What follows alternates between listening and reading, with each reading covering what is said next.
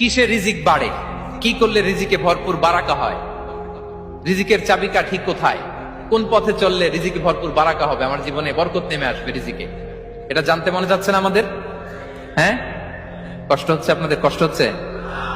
তাহলে কি করলে রিজিকে ভরপুর বারাকা হয়, কি করলে আমার জীবনে ভরপুর বারাকা নেমে আসে, এই পয়েন্টটাতে আমরা একটু আলোকপাত করি। যেসব কাজ করলে আমাদের জীবনে রিজিকে আসমানি বারাকা নেমে আসবে, আমাদের রিজিকে আসমানি বারাকা নেমে আসুক, আমরা চাই কি চাই না? সবাই আমরা চাই নিশ্চয়ই।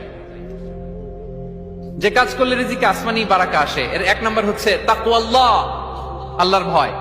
আল্লাহ তাআলা বলছেন, ওয়া ইয়াত্তাকিল্লাহা ইয়াজআল লাহু মাখরাজা ওয়া ইয়ারযুকহু মিন হাইসু লা ইয়াহতাসিব। যে আল্লাহকে ভয় করে, যে আল্লাহ সচেতন, আল্লাহ তাকে মাখরাজ, মাখরাজ মানে কি জানেন? ওই যে এক্সিট লেখা না এদিকে, এই এক্সিটকে আরবিতে বলে মাখরাজ, মানে কোথাও